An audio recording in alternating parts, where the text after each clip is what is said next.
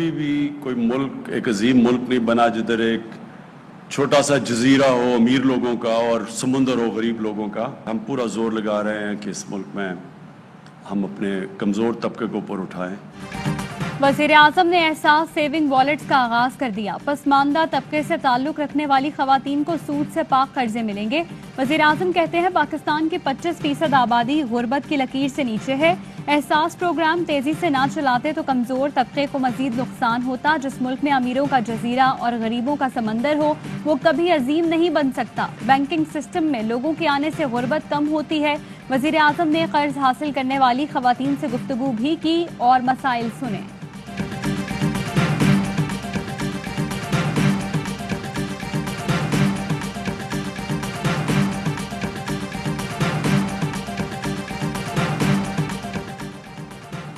वज़ीर आला खैबर पख्तूनख्वा का भेस बदलकर डिप्टी कमिश्नर पेशावर के दफ्तर का दौरा। आम शहरियों में खड़े होकर जायजा लेते रहे। लाइसेंस ब्रांच के क्लर्क और दीगर अमले को रिश्वत लेते हुए रंगे हाथों पकड़ लिया। मुअत्तल करके इंक्वायरी के लिए तहकीकाती कमेटी बनाने का ऐलान।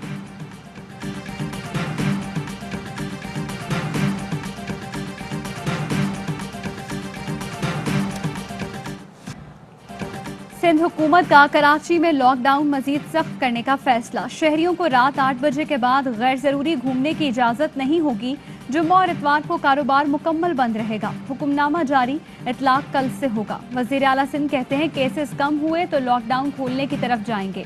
जिला बस्ती के 4 टाउन्स के मजीद इलाकों में 6 जून तक माइक्रो स्मार्ट लॉकडाउन नाफिज।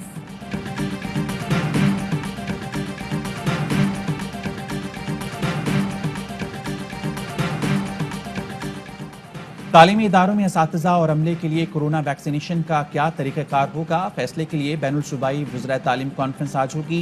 सालाना इम्तहानात और मौसम गर्मा की तातीलात पर भी अहम फैसले मुतवक्के। कोयटा के अलावा बलूचिस्तान भर में आज से स्कूल खोल दिए गए। कोरोना के 57 मरीजों का इंतकाल और 3060 केस रिपोर्ट हुए। टेस्ट मस्बत आने की शरह 5.2% रही।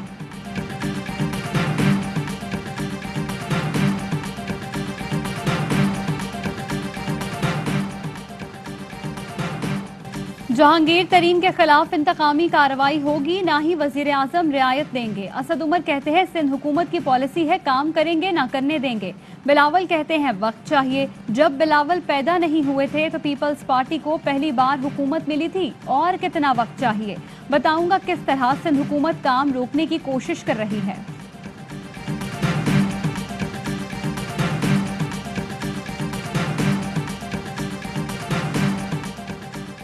हुकूमत ने पीकस आमदनी ज्यादा दिखाने के लिए पुरानी मर्दमशुमारी का इस्तेमाल किया।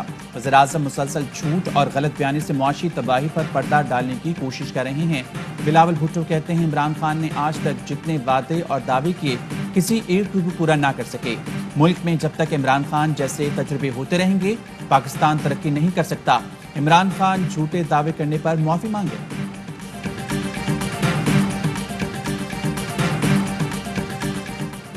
हुकूमत के मुशीर 2 दिन से कह रहे हैं मईशत टेक ऑफ कर गई। 3.9% ग्रोथ दिखाने पर ऑपोजिशन नहीं आपके नुमाइंदे ही परेशान हैं कि नंबर्स कहां से आए। एहसन इकबाल कहते हैं हम अपने कर्जों की पाई पाई का हिसाब देने को तैयार हैं।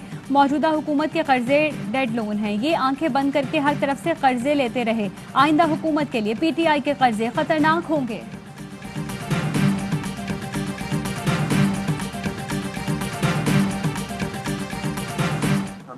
बहुत प्राइस दी है उनको, उनकी अजनात की किसान की बम्पर क्रॉप होना शुरू हो गई। साल बजट के अंदर और रिलीफ लेकर आ रहे हैं। इन्हें देखें जब 300 रुपए गन्ना बिकेगा चीनी का रेट बढ़ेगा। जब गंदम 1800 रुपए मन बिकेगी तो उसका रेट भी बढ़ेगा। हुकूमत हर माह आदादोशुमार जारी करती रही है। अगर हेर फेर करना होता तो कोरोना के दौर में भी कर लेते। पिछला साल जीडीपी मनफी में ना दिखाते। फारूक हबीब कहते हैं जब गन्ना 300 रुपए मन और गंदम 1800 रुपए मन होगी तो चीनी और आटा महंगा ही मिलेगा। किसान खुशहाल होगा तो वो शहर में आके पैसे खर्च करेगा जिससे करेंसी गर्दिश में आएगी। नून लीग से मनासिब पर कायम हो, इसाक डार या किसी को भी बुला ले। इस्माइल ने क्या 3% आ रही है, वरना तो उनका बस चलता तो -3 बोल देते। ज़र मुबादला के ज़खायर बढ़ रहे हैं और रुपये की कदर में इजाफा हो रहा है। वो ये कह रहे हैं कि रेमिटेंसेस से हो गया, एक्सपोर्ट से एक पैसा नहीं बढ़ी। किस दुनिया में बैठते हैं। पाकिस्तान, पूरी दुनिया बंद हो चुकी हुई है कोविड की वजह से, उसके बावजूद हमने पिछले साल से एक्सपोर्ट बढ़ा दी।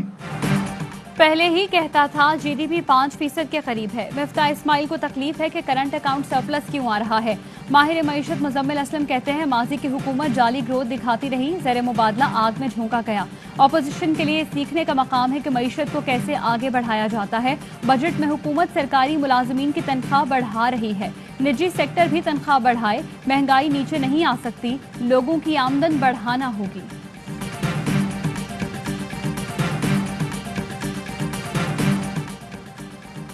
और वज़ीर-ए-आज़म इमरान खान का पाकिस्तान सिटीजन पोर्टल पर बेवा बहनों की दुहाई का notice. Additional deputy commissioner revenue Rawalpindi के खिलाफ इंक्वायरी का हुक्म। चीफ सेक्रेटरी पंजाब से 31 मई तक रिपोर्ट मांग ली। वज़ीर-ए-आज़म की रावलपिंडी डिवीजन के तमाम रेवेन्यू अफसरान की कारकर्दगी की जांच पड़ताल की हिदायत।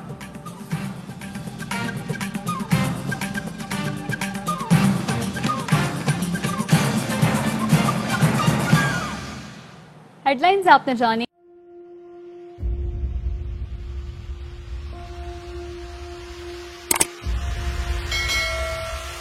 अस्सलाम वालेकुम नाज़रीन, आप देख रहे हैं प्रोग्राम काशिफ अब्बासी के साथ। आज वेलकम बैक नाज़रीन। प्रोग्राम सवाले के साथ मैं हूं।